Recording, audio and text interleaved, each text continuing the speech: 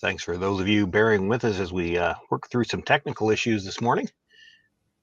Braden Calvert down to skip stones here in this second end of play, down by 2.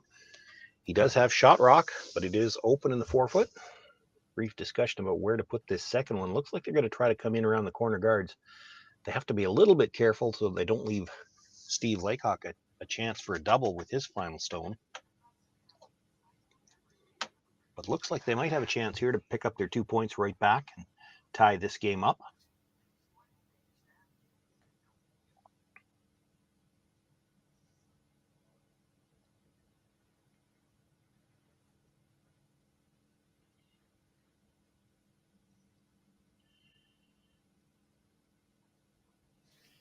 Got plenty of room by the guard. He's got to get by that yellow stone top of the 12-foot as well.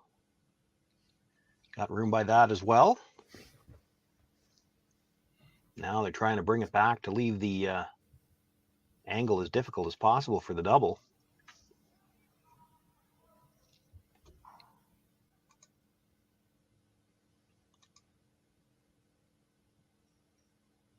I understand we might have everything kind of corrected now, so you can all hear us, you can all see us. Shawn, Joyce, Jeff Chambers with you here. Second end action. Steve Laycock with a 2-0 lead here over Braden Calvert.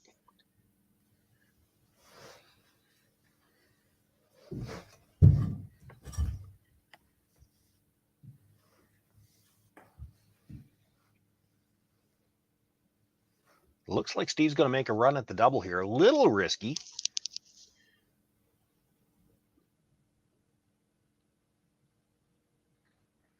As long as he doesn't hit the first one too thick and drive it by the second one altogether, he should be okay. He should be able to kill at least one.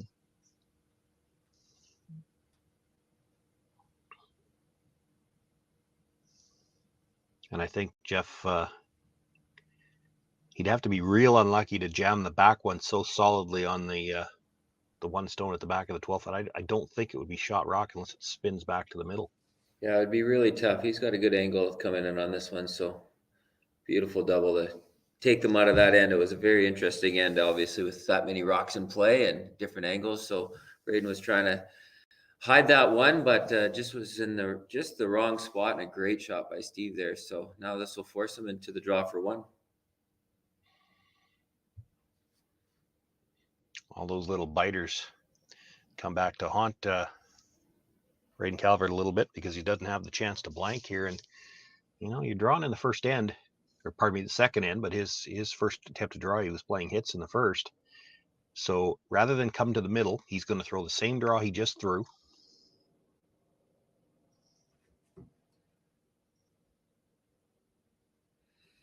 Yeah, they just had a look at this, so they know the line, they know the weight.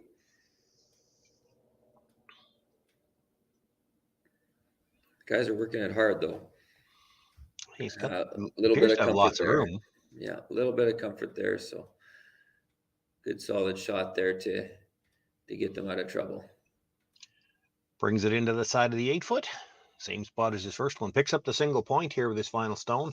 Steve Laycock will have a 2-1 lead over Braden Calvert when we come back for the third.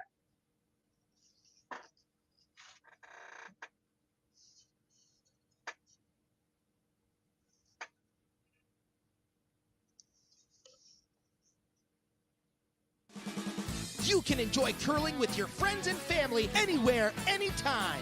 Let's play curling.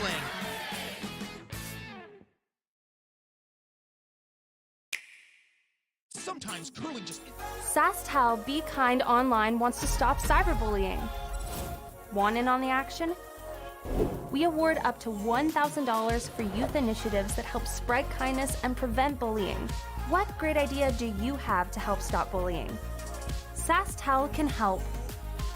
Go to BeKindOnline.com and apply for a grant today.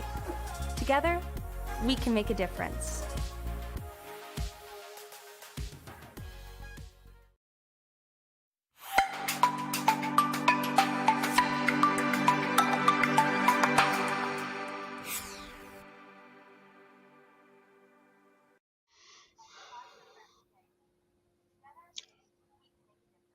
Third end here between Steve Laycock, Braden Calvert, live from the IG Wealth Management Western Showdown. Shawn, Joyce, Jeff Chambers with you here. We thank you for sticking with us and checking back in after some technical issues this morning. I think we've got everything up and running now, both audio and video. Steve Laycock picking up a deuce in the first end. Braden Calvert with the single in the second. So that's where we stand. Steve Laycock up 2-1 here as we begin play in the third with last rock. The center guard was thrown up, and this is Braden Stewart's first. They're looking to come around.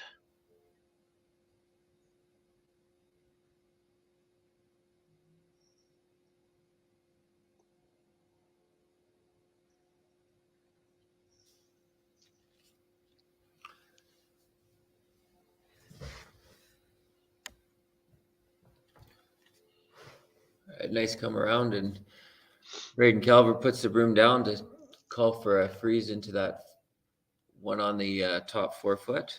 We just don't know who he's asking to do that. The lead for the Calvert team is listed as Rob Gordon, but we don't think that's who's playing because he's wearing one of Kyle Kurtz's jerseys. So we think they've got a substitute playing here, and we didn't get the lineup information. So.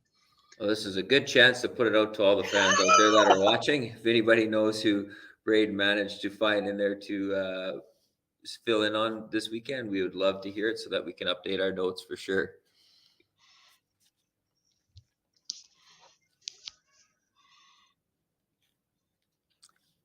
Calvert's team coming into this event, they've had a few. They've had 11 games on the circuit so far. They're at a 6-5 record this year, so they're just getting started out as well, and then playing against Steve Laycock's new crew that's 13-3 on the season, and coming off a nice win at the S3 Group's Curling Stadium Series event just 2 weeks ago, where they went undefeated for the 6 games. So Shot Rock is the Yellowstone, just biting the top of the 4 foot, belongs to Steve Laycock, but that one is open.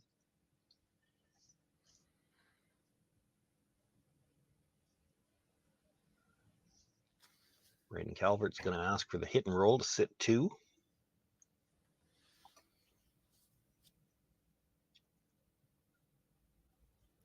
The second for the Calvert team, we're pretty sure, is Ian McMillan. He's settled into the hacks to throw his out turn. Looks like with that ice, it'll be a soft weight hit. Try to hold the shooter in the 8 foot at the edge.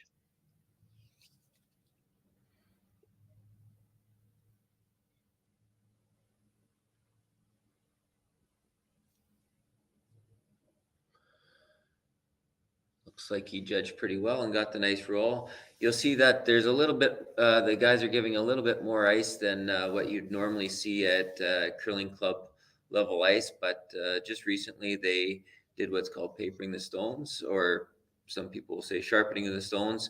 And basically it's just to get more movement out of the curling rocks to emulate more of an arena feel ice. And the ice conditions are fantastic for them. Definitely lots of curl, and the guys are noticing, playing some practices last night, that they really got to trust that line and know that rock will come in. So really nice angle double there. Looking to get rid of the guard for sure, and played it towards that second shot stone. Chris Eichert making the double.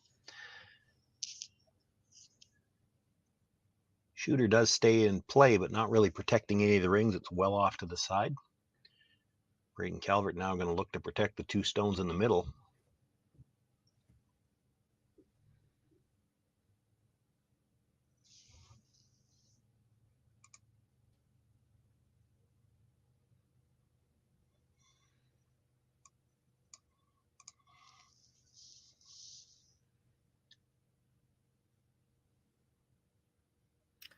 Again, just lots of patience on that. They were well out there, and they just trusted that line would come in and got it all the way back in. So pretty rare, like I said, to see this on curling club ice, but Jason Broughton and his crew have done a great job, and some very aggressive rocks here will make for some pretty amazing shot making this whole weekend as the guys figure out how to get their lines and play for that curl. Well, that was almost an interesting plan B.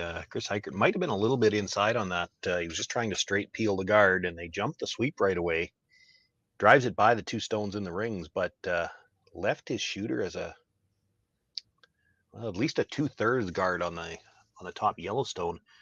So a chance for Braden Calvert to ask for another stone brought in around.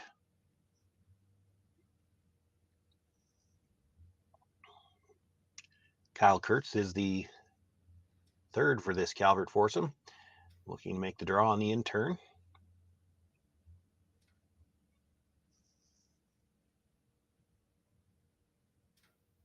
Brushers were on this one fairly early too. You can see it's well out there, but they're still maintaining that it's going to curl, and they still have the straight guy on the inside, and looks like it's a great line call as it was really curling up. That's as close as you're going to get without rubbing on there. There is no room there. So this will force Steve to clean some stuff up. So he's looking like for the straight run back here. Shawn Meacham, the third for the Laycock foursome, looking to run this straight back, and this one, maybe just the difference in the release between Shawn and Chris, and they're going to get the straight peel on this second attempt. Yeah, straight peel isn't the end of the world, but as you can see there's some frustration there. Shawn, that's a specialty shot that Shawn Meacham has done, and he's made that shot many times, and he likes the looks of it. So you can tell that was just a little bit in his release there, and he's not happy with that, but he'll tighten it up, and he'll probably have another shot at it. Unfortunately, he'll have to be using a red rock instead of their yellow.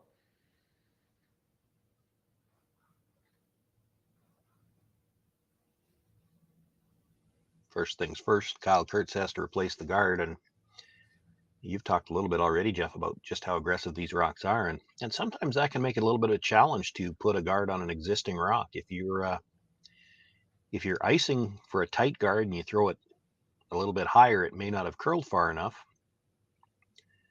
And the opposite holds true as well. You really have to throw these guards with these aggressive rocks. You have to throw them to where the skip called for it, because otherwise the amount of curl is just not what you expected. It's not like the old traditional curling club ice where you could just lob it anywhere between the house and the hog line. It was always going to end up on the same line anyway. No, you're absolutely correct, Shawn. That's for sure. So here he's going to get a piece, and unfortunately just picked his off. Very unfortunate on that one. It just had to curl up probably a half an inch, and he would have had a great shot that probably got all the rocks moving, but a little unfortunate there. Unfortunate, but it probably doesn't upset them that much. It's great if you can get them all moving, but that yellow one, other than it would have been one of your own to run into the 2 reds, wasn't helping you a lot. So now on the next run back, if he catches any piece of the red stone at the top of the 8-foot, he'll at least clear out everything from on top of the tee line for his last one. Right now, Steve Laycock just worried about having a shot to score with his final stone. And as you mentioned, it's no easy task to throw the guard in the right spot with the amount of ice that you're taking and counting on it curling. Anything can happen with a slow moving guard, and so yeah, there's no guarantees that you can place a guard right where you want it on swingy ice. They did jump this one fairly early, which you have to assume is to try to hold the line, and now, because this one's a little bit higher, they're going to have to make it curl a little bit at the end just to get cover. And that is the difference. You see, that stone doesn't even show up in their overhead shot. It's a very long guard. With the amount of finish there, Steve Laycock looking at, he definitely can see a piece of the stone at the top of the 8-foot. What I'm wondering, if he gets some finish by there, can he actually make contact with the back one as well? Yeah, there's definitely enough room to move for it. I don't think he's going to go for that. I think he's going to try to get some separation here and move it over, but there's definitely enough room there once it finishes at the end that he could get both rocks moving a little bit.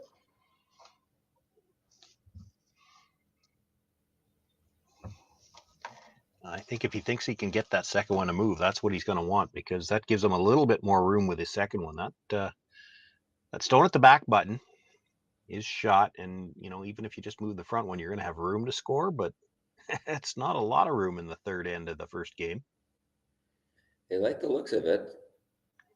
Needs to finish a little bit now.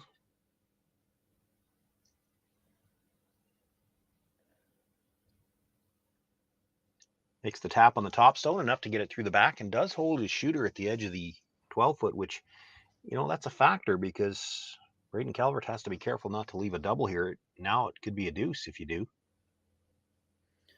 Absolutely. It's a nice setup shot. That's Steve was asking just to simply get the top one and roll over and to the side, and hoping maybe that they would just ignore it, because that becomes the opportunity to get that multiple end with one slight Braden miss. Calvert looking to come around, and I'm going to ask you, Jeff, you're a little surprised here. They played the whole end, and every come around on the end, including one to the wide side, the one that's at the back of the button now, played it from the in-turn. And now for his last rock, he's going to throw the out. Yeah, I'm actually quite shocked at that too. I noticed that it looks like it's easier to get on that side, but with the amount of curl, that high guard actually has no relation to the draw shot whatsoever. So kind of surprised they're taking a new line. Will keep the sweepers on their toes for sure.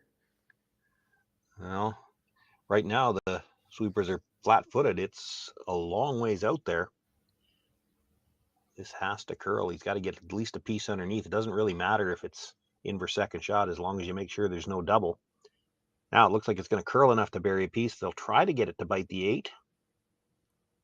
I think they left it a little bit short, so they're still sitting just the single point. And even though it's over buried, that back one, Steve knows that he can get to that with backline weight. So he's looking to come right up to it, and looks like he's just going to play the draw here, Shawn. I thought he might try the tap just to bring the other one into play. His first indication was the tap. I think he was, it might have been more wishful thinking. And again, it also comes back to this is third end of the first game. Are you sure you know the ice to play it with? Because he'd have to throw good backline weight to get the second point. And if you ever rub that one at the top of the 12-foot coming by, then you're giving up 2. Correct. He's going to play this as a draw.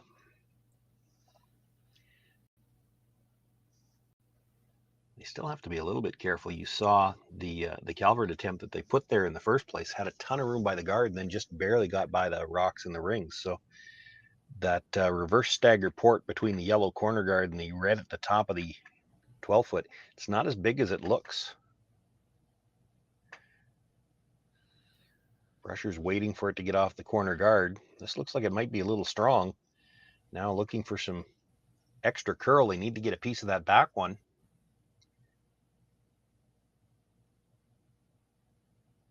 And is just a little bit strong, rubs off the stone, but shooter will go too far. It'll be a steal of 1 for Braden Calvert. And after 3 ends of play, we're all tied up 2 apiece.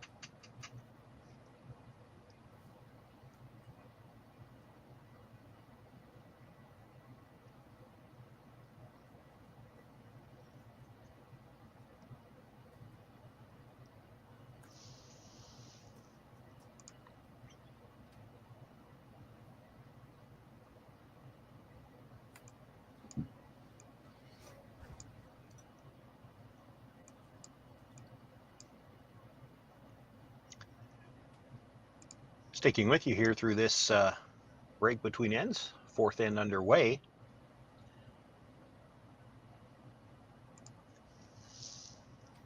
And first stone on the way, looking for the guard.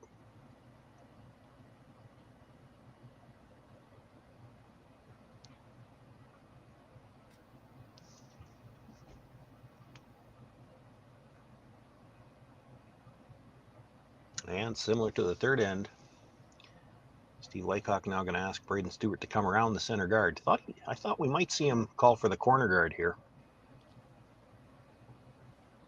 You do see, Jeff, and we've talked about it in other broadcasts over the past few weeks, that a lot of these top teams nowadays will start playing the odd ends and even ends differently right from the start of the game. Everybody wants that control of last rock and the even ends if they can get it. And you will see teams, for instance, where they would go around the center guard in the odd end. They might opt to throw a corner guard in the second, or the even ends, this time opting to come around again. Yeah, typically we'll see a lot more corner guards played in the even ends. I know this team in particular likes to go aggressive in the even ends, especially in 4 and 6. And so I was kind of surprised to see him go behind, but I know that if Calvert would have called it in to the top 4, that Team Laycock would have played the corner. But typically when they have the center guard, they decide that they want to get first in.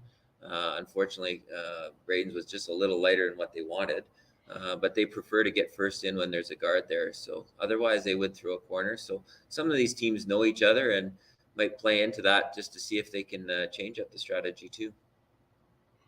Well, the come around attempt for the Calvert team didn't quite get buried, so room for Braden Stewart to maybe make a play on that, roll to the open, sit 2.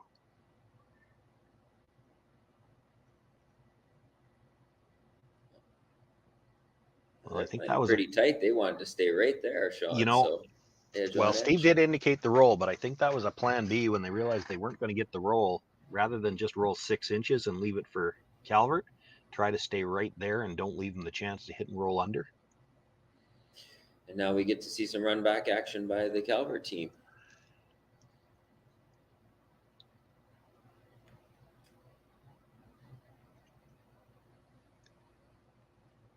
Fifth stone of the end, but this is their own guard. You are allowed to remove your own guard from play in the free guard zone. So they can play the run back here. If they happen to lose the guard, that's totally fine. If you kill one of the yellows, Braden Calvert, feel that's even better. Would have loved to have killed both of them, but the stone remaining in the 8 foot is open. It does leave a corner guard for Steve Laycock.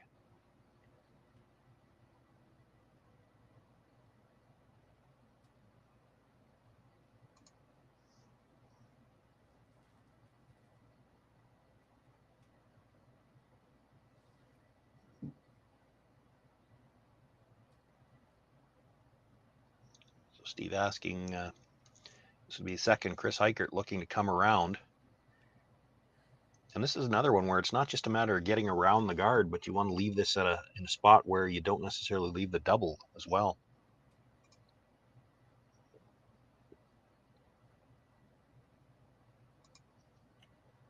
Well, Chris will not be happy with that one there. Just went early on him and just didn't quite get there. So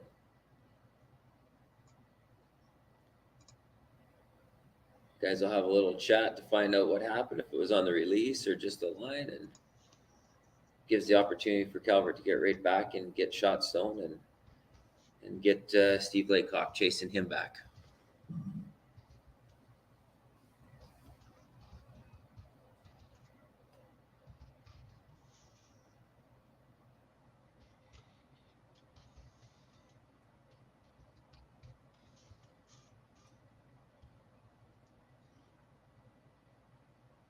Chance to make a play on that shot rock. Try to roll under cover.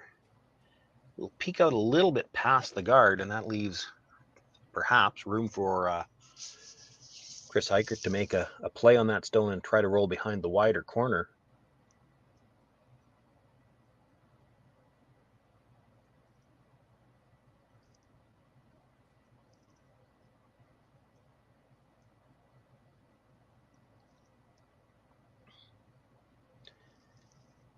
By the guard, but really curling. He'd like to get the roll if they could.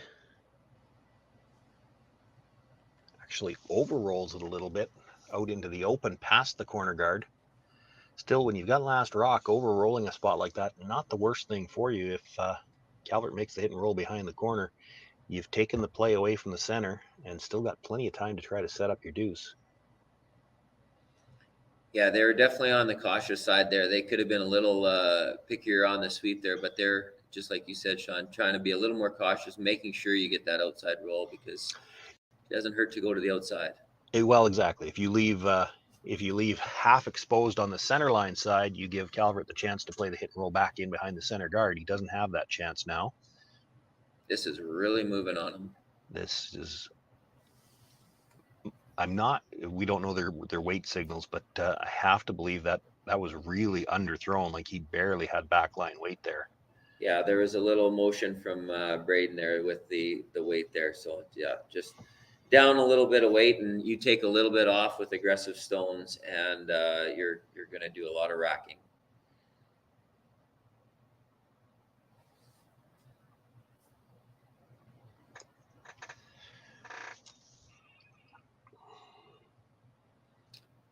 Really good opportunity.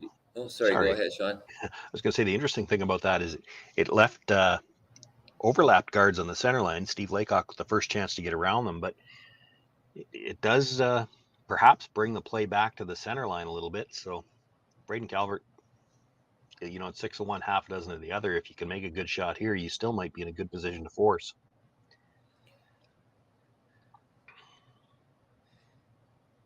Beautiful draw there by Shawn Meacham. And the guys judged that really well. And that's about as if you could go down and place a stone. I think that's where you'd want to place it. So yeah, it's very well placed. Shot. He's got shot rock. He's top of the 4 foot, but not too deep into the 4. If they freeze to the top of it, you're still going to have the rest of the 4 foot to try to score a second point. You bring that right to the top of the button, they freeze on it, and then it becomes very difficult to get to. Whereas if you stop it in the 8 foot, they might just come around everything.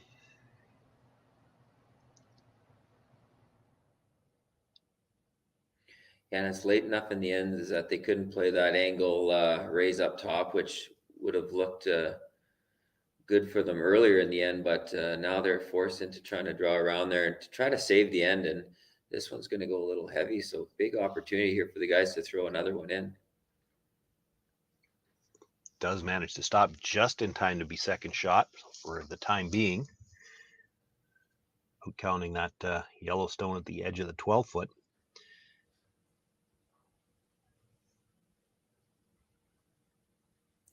But if this was last rock, Steve would follow that stone down, try to move it 3 inches and get 3 points. So it's one of those things where that rock, for now, it's second shot. But Braden Calvert might be forced into drawing for his life here without last rock in this 4th end.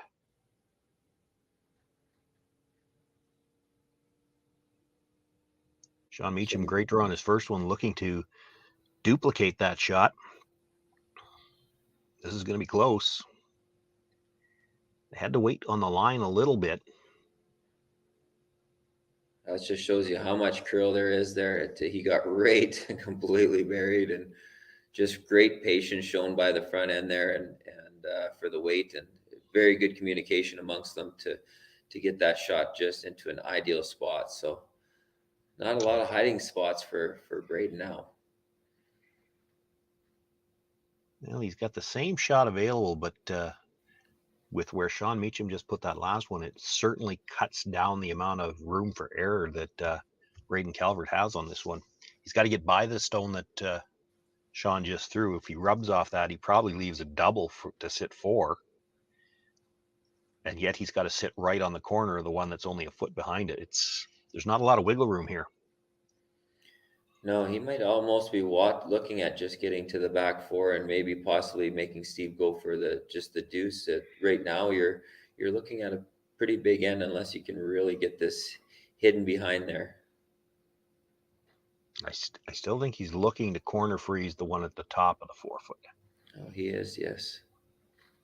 If you get behind that one, there's still the chance that Steve might be able to sit 3 or 4. Very difficult shot. There is not much room to play with there. No, exactly. And this one's going to come up a little bit short. This is it's getting to the point where it's the embarrassment of riches, so to speak. Where does Steve Laycock put the next one? Like, you're sitting pretty good right now if you don't throw. You'd hate to put this stone in a spot where you actually give him something. Wondering if he can come right to the back one, probably from the out turn side, I would think. If If you're going to come back to the back one, you may as well try to move it. It's Yeah, probably that- there. As much as it looks that's- like it's overburied, you watch Shawn Meacham's last two stones come in and the amount of curl they got after they hit the house. It's probably there to get to the back one and move it if you wanted to.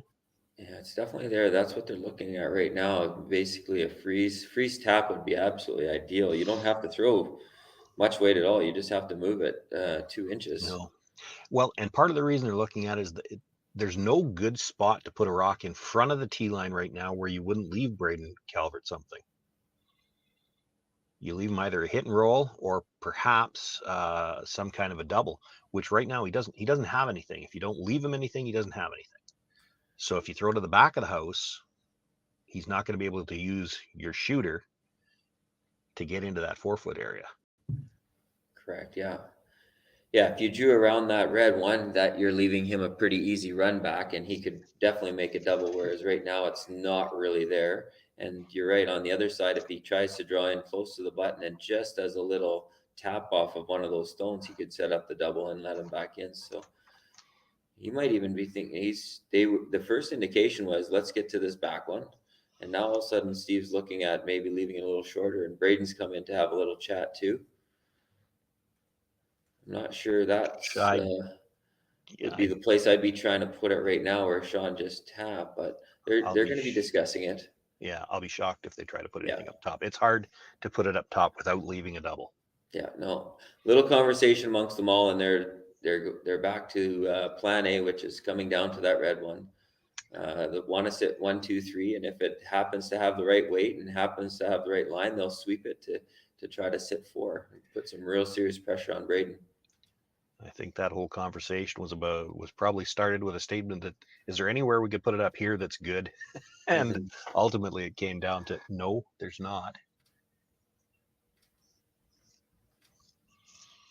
You certainly understand what they're looking at, though. I mean, you're trained as a curler. You just don't want to have to throw anything behind the tee line.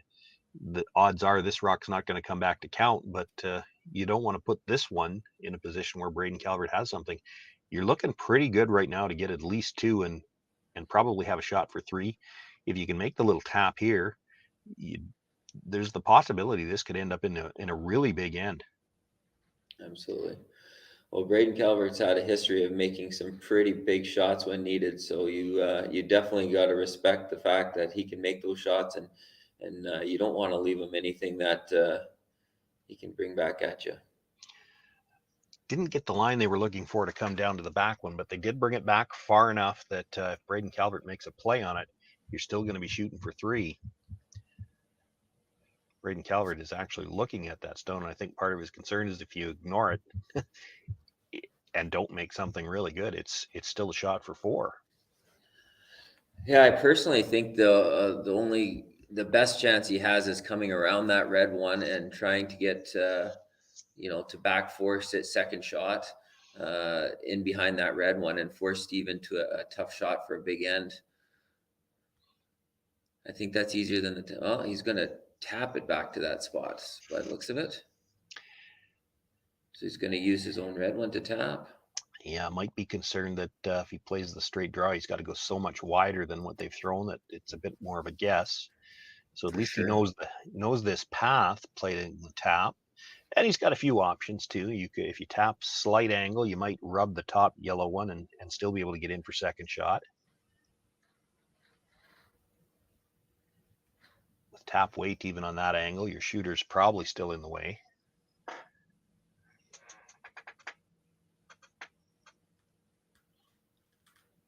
That would be the worst case scenario, is play the tap, rub the top yellow, and pop the tap stone back out into the open and roll over too far. That would be disaster. You might leave Steve Laycock a double for 5.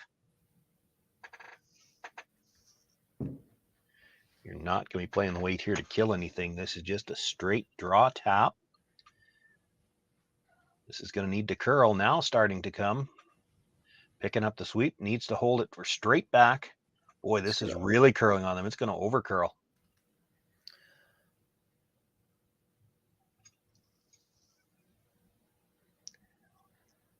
Well, he taps it up for 3rd for the time being, and I don't think with the angle that Steve would have to play, that he could make the double for 5, but a nose hit gets him 4, and that is probably enough.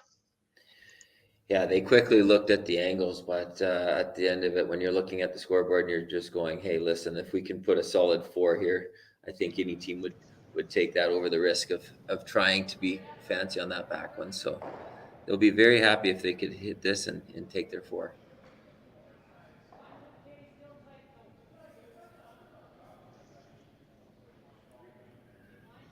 So poor Braden shot there, just I think caught them off guard because they didn't jump that early, Shawn, and the weight was spectacular, actually. Well, and when they were cleaning, halfway down, they were cleaning with the offside sweeper as if they thought it needed to curl. Steve Laycock with his final stone here in the 4th end just needs the nose hit, could pick up 4. The broom up for the good shot, makes the nose, stays right there. It's 4 points on the board for Steve Laycock. He will take a 6-2 lead into the 5th. Calvert will have last rock when we come back.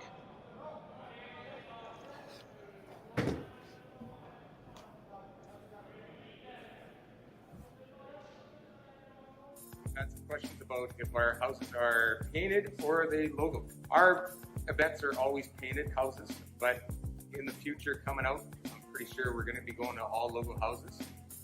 They're a great revenue source for any curling club. You can get your advertisements on there, and usually after the first year, the houses are paid for. It's all free money for you. So hopefully check Jet Ice out for your future in-house logo.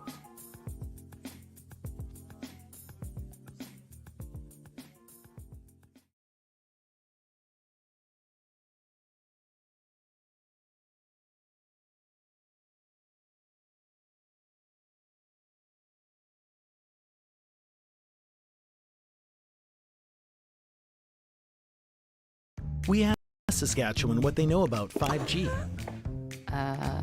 More speed, more innovation. It's gonna make our lives a whole heck of a lot easier. This is what 5G looks like. Better, faster. Sounds like one more G. Sounds pretty good. I don't know what it means. All you really need to know is the future of 5G is here and will continue improving through investments in network technology.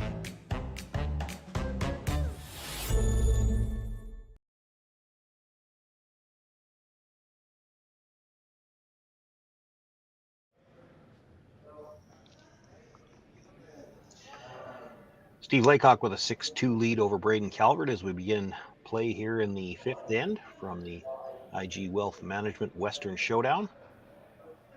Shawn, Joyce, Jeff Chambers with you here live. We want to thank those of you who stuck with us through some early technical difficulties here in this draw one.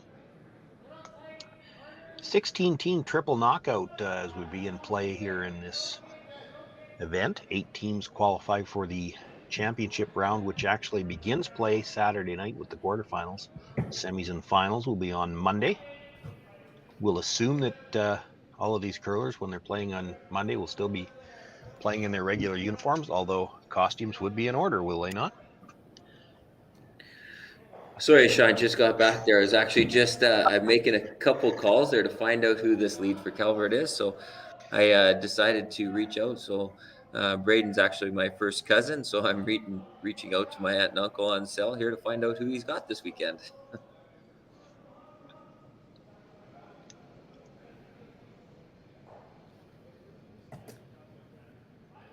Well, down 4 here as we begin play in the 5th end. Calvert going to play two corner guards already here. You don't often see this play made this early in a game, but 4 points down against a team that defends very well. Probably have to.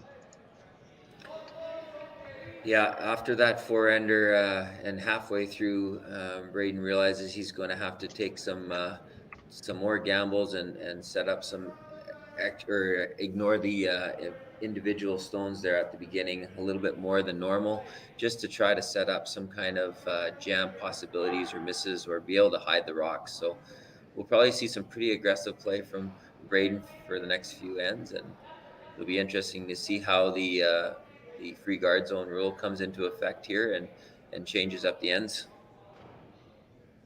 Steve Laycock had brought the first two into the top of the house, now throwing the guard. And really just doing that because you know that at some point in time, and it looks like it's going to be now, you can force Braden Calvert to use a few rocks just to clean up the middle before he gets a chance to use those corner guards. Braden calling down to the other end. I guess it's a question of what do you see here? You do have a chance to make a play directly on shot rock, or you could make a play on the guard. I think you can't. I do agree with Braden. You're not in a position where you can afford to just straight peel. You got to try to keep your shooter in play and maybe move one of the yellows in the house as well. If you just roll to a corner guard, that's not bad.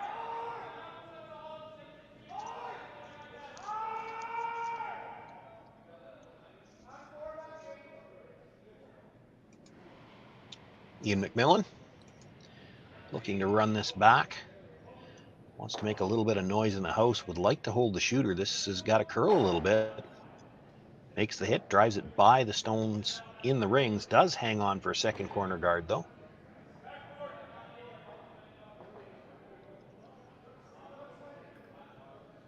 So Steve will replace that and ask Chris Heichert to do so to protect the stones a little bit. We're going to see a couple run back opportunities. You don't want to get too tight to the rings with this because if you do get the hit and roll, then it all of a sudden becomes little biters, and that's what you don't want. So we're going to be looking for about 2 or 3 feet outside the rings for ideal guard here. I think they might have been looking for higher than that, but this looks like it might be coming right into the house. And that will leave an opportunity for the Calvert team to at least play a double. Now it does curl enough that probably not going to leave a triple. Does give them the opportunity to hit and start rolling behind some of the corners though. So well, a little bit heavy by Chris there. I think he can probably make the double and roll behind those double corners on the right-hand side as the thrower looks at it. Look at that broom placement. They're going to throw a little bit of weight at this one, you would think.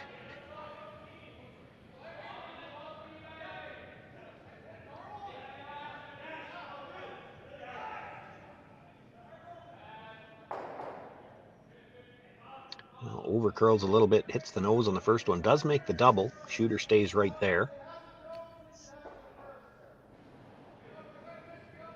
And that's still a problem for the Laycock team if you're going to make a play on that red stone. And of course, he doesn't want to leave a rock in the rings with a 4-point lead. You, in order to pass it by your own stone on the button, you have to roll away. He will look to roll behind that corner guard, or at least that's what they're talking about right now, but that still will leave Braden Calvert the chance to play the shot stone and roll behind the corner himself. This stone, even if it gets into the rings, is only going to be just biting the 12-foot. Basically, it will act as a second corner guard.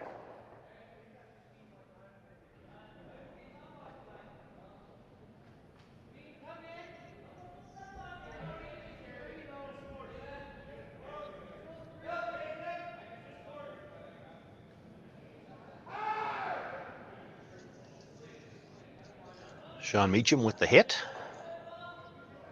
Shooter does roll over just a little bit, a corner underneath the longer red guard, and it is biting. So sitting 2 for now. Shot rock, this stone on the button is exposed, and there is room to make the roll underneath the 2 guards now on the left as Kyle Kurtz is looking at it.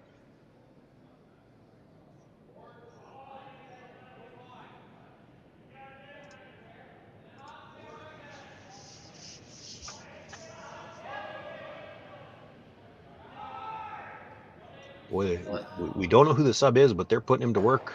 He was on the brush on this one right away, and this is going to over curl. Going to rub the top stone, and not quite enough of a... They could have got a little thinner on the first one, might have got fortunate on the second one, but it goes by everything, and now it's Laycock sitting 2. There are 3 corner guards, all belonging to Braden Calvert.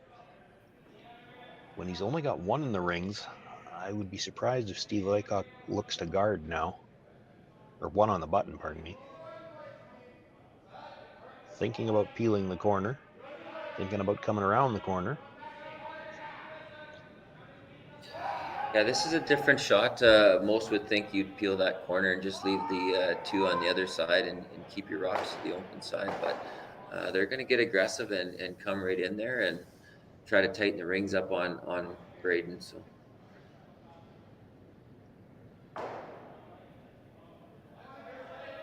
guys are looking at this early. Nice clean. So they're pretty happy with the weight so far. Waiting for the big finish at the end.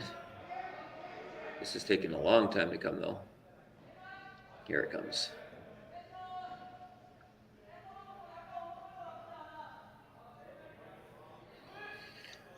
Gets into the 12-foot. It is just fully open. I was thinking myself, though, as that was coming in, just fully open's not the worst spot for that rock.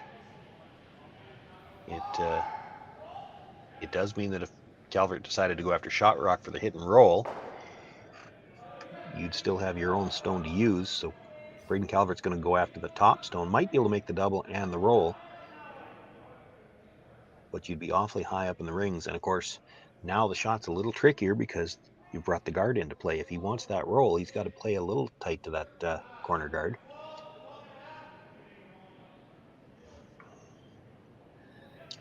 Kyle Kurtz rubbed with his first one, trying to come by a stone at the top of the 12. Looks like he picked up his weight a little bit on this one, and he's going to stay broomside. Makes the hit. But I think we'll stay out in the open. I think that could have been a little overcorrection there, Shawn. Kurtz had a couple soft ones that overcurled on him on his 2 previous shots. So by the looks of that one, he was making sure that he wasn't going to let it go and probably popped it a little bit too much. So left it out in the open, but probably a little correction there as Kyle tries to find his footing out here and get used to the ice and how it's curling. So first game of the event, take a little while to get onto that ice. Now, I didn't see the indication there, Jeff. I don't know whether you did. Are they trying to roll in front of theirs or pass to the corner guard? I did not see that. Okay. Either one would be a pretty good shot right now. So I'm assuming that they're going to try to probably roll right over and leave the front one exposed. But see, and I was thinking they might not now. We're down to skip rocks. If Braden Calvert's going to score deuce, he's got to count both of his own. So if you're Steve Laycock, if you just roll a foot, cover your own, and he's got to play the double, he may have to stay out in the open. That makes it real tough to count to. Yeah. They're going to have to go to get any roll on this, though. No, he's holding the line nicely. It will roll past and into the corner. So it is buried. Sits 3 for now, but it does leave Braden Calvert room to make the hit and roll behind the corner guards, and he would still be shot rock. He might be behind the tee line, so they're... Now he's taking a look at that angle. Those 2 yellows, even if he gets a perfect roll over, now those yellows are quite close together for a run back. So it's very, very hard to hide over there now. So he'll have to get a little lucky on where he positions his stone and in order not to give Steve a shot at taking it out.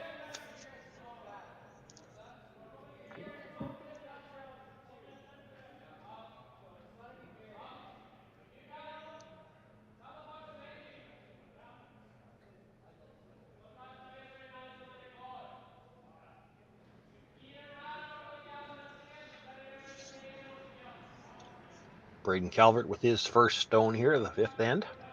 8 end games here in the IG Wealth Management Western Showdown. Trailing by 4, needs the hit and roll to get the deuce, and this is hanging on the outside of the center line. I think now looking at plan B, maybe trying to get behind the other 2 corner guards. Don't know if they can do that and have shot rock. Does, I think, get it far enough over to get it buried. It is second shot. And there is probably a double available on the 2 yellows. So Steve Laycock will look for a chance to come in here and sit second and see if he can't get the force. Yeah, that plan B worked pretty good. It got the shot in there. They can't take it out. And so it's forcing Steve now to come in and sit for a shot or second shot because that double is available on the other side. But it's not an easy double on the other side because he's got to get just a shade to the inside to make sure that he gets his shooter in, but it is there. yeah, it would be very difficult to get a shot as well. But yes, you're right. So Steve will try to make it very difficult on Braden here and take away the choices by coming down and freezing onto that back one.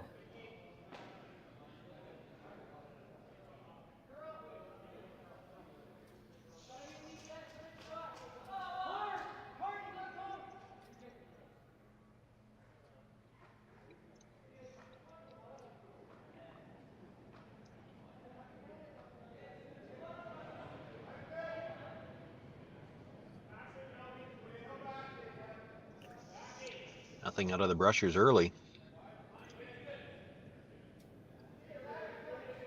Not usually a good sign when they stand straight up either. Lots of room. The question now is, will it stop in time? And looks like it will come to rest in the back of the 8-foot. Does what he needed to do. There's no double there, so Braden Calvert going to get forced to try to take his single here, and he's opting for the draw towards the button.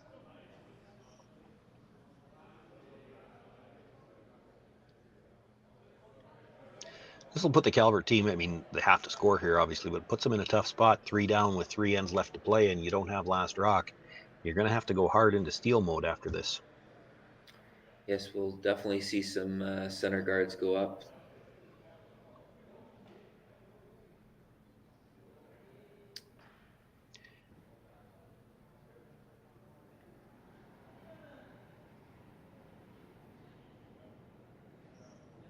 Braden Calvert with his final stone. Needs a full 8, almost a bite of the 4. Brush is really just cleaning, now picking it up a little bit more. Line's nice, they just need to get it far enough. Did they wait too long? No, they knew what they were doing. Brings it into the top of the 4-foot. Braden Calvert will pick up a single point here in the 5th end. Closes the score to 6-3, but Steve Laycock with the lead and last rock in the 6th.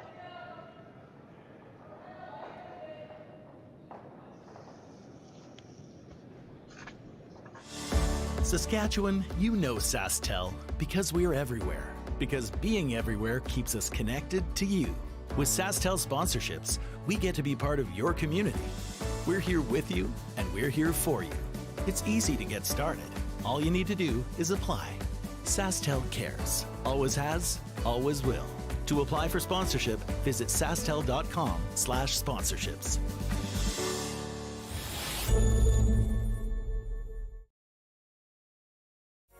SaskTel Be Kind Online wants to stop cyberbullying. Want in on the action? We award up to $1,000 for youth initiatives that help spread kindness and prevent bullying. What great idea do you have to help stop bullying? SaskTel can help. Go to BeKindOnline.com and apply for a grant today.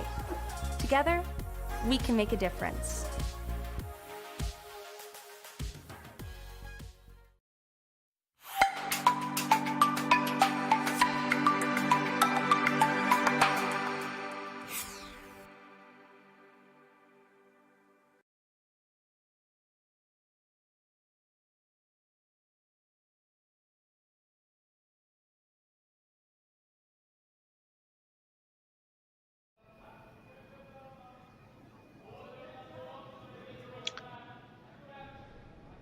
Sixth end of this opening draw from the IG Wealth Management Western Showdown. Steve Laycock with a 6-3 lead in last rock here in this 6th end of play.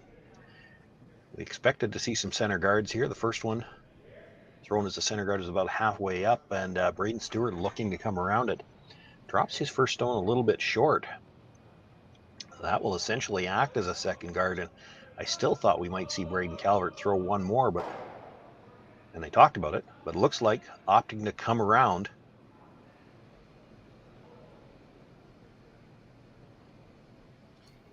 Yeah, a little bit of a miss by Braden on his weight there for sure. He the last place they kind of wanted to leave that was out front of the house, so just caught him off guard a little bit and allowing Braden to come in. Again, little shocked that we didn't see even a higher guard, just to really make a mess of things up there for Steve Laycock to chase. beautiful shot here, right to the button. Well, because you now might see Braden Stewart just peel his own out. Looks like they're going to play it as a split. Just most important thing is get that Yellowstone out from behind the longer red guard. You don't like that staggered guard situation. Now the bonus here is that playing it as a split, you could maybe get second and third shot out of this. You just don't want to leave anything lined up in behind that guard. Get them both well to the edges.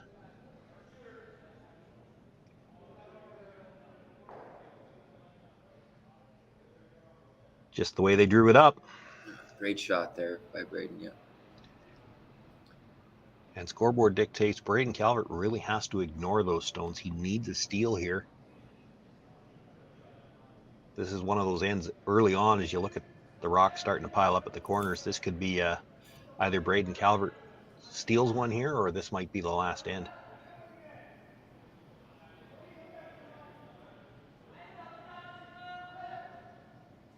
So all those little rocks around the edge of the 12-foot can come back to put another big end on the board for Steve Laycock.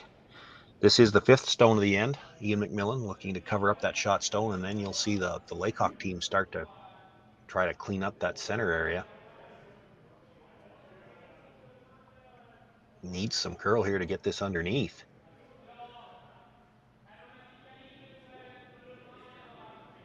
Boy, almost left him enough room, and I think Steve's thinking about it. You might be able to make a play just on the stones in the rings. It's great for Saskatchewan fans too to have Steve Laycock back.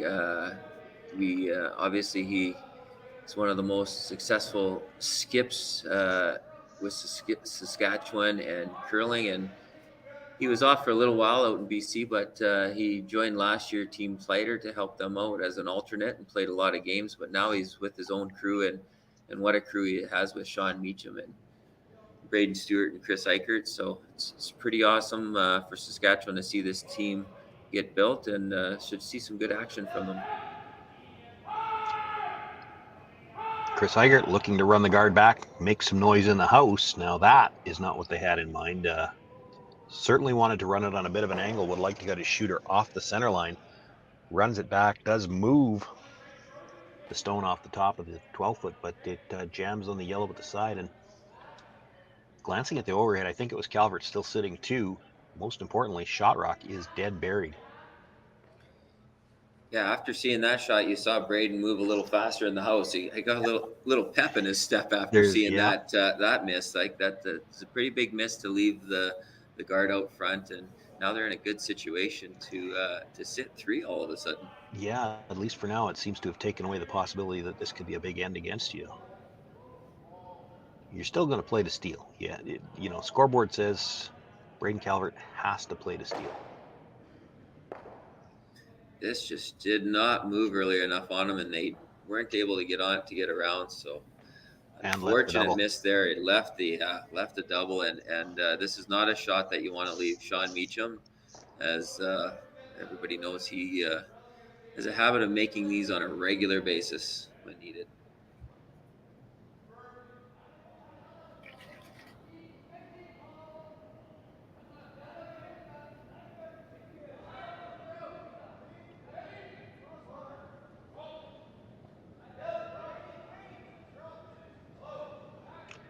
I had to wait till I see who threw.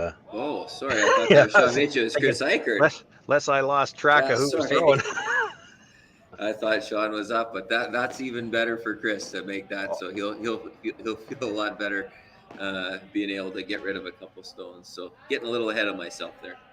Still leaves Calvert sitting one, and he does have the center guard to work with. And interesting, they had the last two attempts from the outturn side. They just really didn't get the line they were looking to. So switching to the in-turn.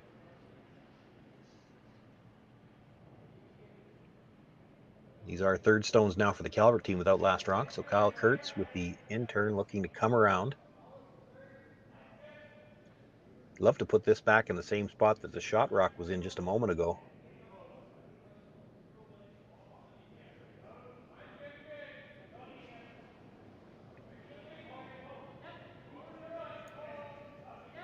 Making no mistake with this one, that was beautifully buried.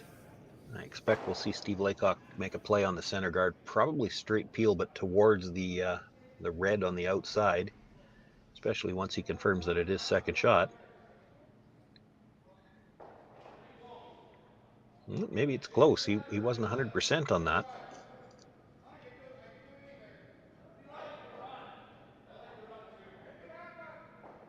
We don't have mics on the players, so I'm just going by the gestures there, and I think Steve was asking Shawn, do you like coming directly at shot rock, or would you like to peel the guard into the red on the corner? And looks like Shawn wants to play the peel on the guard. The bonus, if you catch it on that one in the corner, is it would take away the force opportunity, or could for now anyway. He's going to be a little thick on this one as well. Drives it between the two red stones, and the shooter stays in play as a corner guard.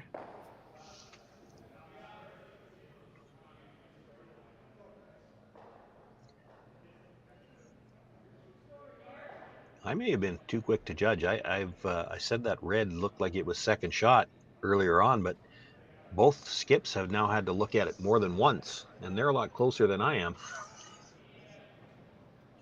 So it must be close. Yeah, from our view, I would have said that was red as well, but you're right. If they're looking close enough, it's probably closer than we think. I'm not sure it matters for Braden Calvert. I think you still have to guard this stone, and you're looking to steal if you could, but at the very least, if you get a force here, you got last rock in 7, you're going to have to gamble hard because you're going to need at least 2, and 3 would be better. And Kyle Kurt's struggles continue. He gets the guard, but doesn't get the line they were looking for, so shot rock's still wide open. He has struggled with line a little bit in this game now. It is the first game. We can't hear the players. And you just wonder if his 2 rocks maybe aren't matched, although I'm thinking back to an earlier end. His second stone actually was the one that, the hit last end, his hit undercurled on him too, compared to the first stone.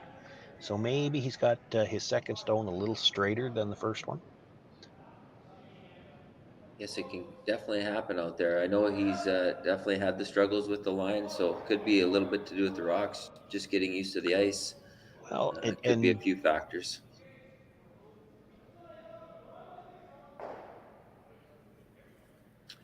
Shawn Meacham with a nice hit, rolls onto the corner guard. Decision time now for Braden Calvert. That's a fairly long run. He's looking at trying to come around everything, use that stone at the top of the 8-foot as a guard. And now really when you're looking at making these draws, you are still looking at just trying to get the force, because you certainly don't expect to steal out there. I thought he actually might look at throwing a center guard here, because where do you peel it? Yeah, it definitely would have made it jams interesting all with those 2 yellow. If you put that yellow rock right on the Dia Delta, it'd be pretty tough. There's jams all over the place. And if Steve Laycock opts to come around it, well, you're Braden Calvert. You're in a bit of a desperation mode. If you throw a center guard and he comes around it, you're probably happy that he's coming around it. It gives you a chance.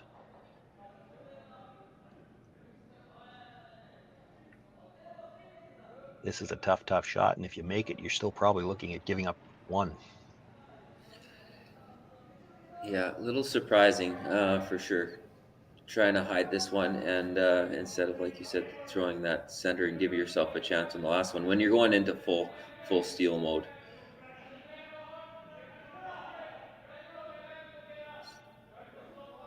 Get some late curl here. They had a few chances to play draws on the outturn side earlier in the end, and they weren't able to get the finish on those either.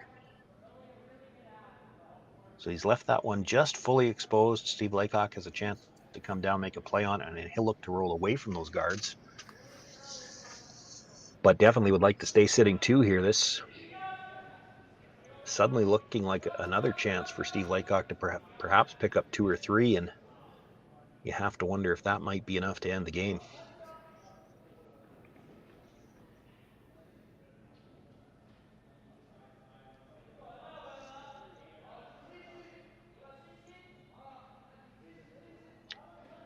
Probably wouldn't mind keeping this on the 4-foot on the other side of the center line if he could. That actually might force Braden Calvert to try to freeze to it. I don't know that there'd be any other way for him to get shot rock.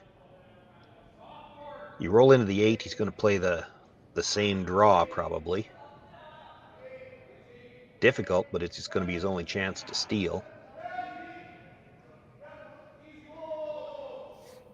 Coming down with a nice, very controlled weight so that they could operate it. And does make the hit, rolls to back 4, and Braden Calvert got a choice. It looks like he's opting to play the hit and roll, but if you hit and roll off that, you're going to be no better than 8-foot. By the time you're buried, anyway. I thought he might play the freeze to that. Not that, I mean, certainly you freeze to that, you expect Steve Laycock's going to try to blast it out, and those get made a fairly high percentage of the time at this level, but there is a possibility when he blasts it out, he only scores a single. Well, I did find out Braden's lead, or their spare that they brought this weekend, their regular player, is Rob Gordon, but they've got Brendan Balaka with them. So Brendan Balaka is the lead and the guy that's been doing a lot of sweeping this game. Here he's on it again right off the bat. So they definitely brought a workhorse with them, and he's actually throwing a really good game. And so, yeah, good part to this team. They might have let this get too far again on them. They made the hit and they do roll, but rolls a little bit too far. Just having some trouble judging that line. Again, they had the early sweep, and then they got off it, and they thought it had to curl up, and then by the time they got on it, it was too late, and the rock took a pretty good curl. So definitely some ice learning lessons here going on early for the Calvert rink in this 9 a.m. game that we had here today. Well, and you might have just said the key thing right there is some ice learning, because Steve Laycock's going to have the chance here to draw. Needs full 8-foot to pick up his deuce. If he does that, he'll have a 5-point lead. But when you're in the first game of the first draw and maybe struggling with the ice a little bit, the Calvert team, because this is a triple knockout, you still got to play. You got to play another one later today. They might opt to stay out here for another end and see if they can't figure this out a little bit. Yeah, definitely the advantage goes to the Laycock team. They've been out here, the curling in games and even league curling last night. Shawn and Chris were out on the ice, and Stephen Braden, they were here last weekend for a curling camp to help us teach some kids. So they know the ice really well, and definitely a big advantage coming in, because I'm pretty sure the Calvert rink was not expecting such a big curl out here. Had to wait for that stone to get off the corner guard, but Brusher's able to bring it into the top of the 8-foot. It is 2 points for Steve Laycock, and it is handshakes from Braden Calvert. So we have a final score. Steve Laycock picking up the 8-3 win here this morning against Braden Calvert. Laycock will move on to the A event. Braden Calvert dropping down to the B. Both of these teams will be back in action later today. And that brings this draw for us to a close. From the IG Wealth Management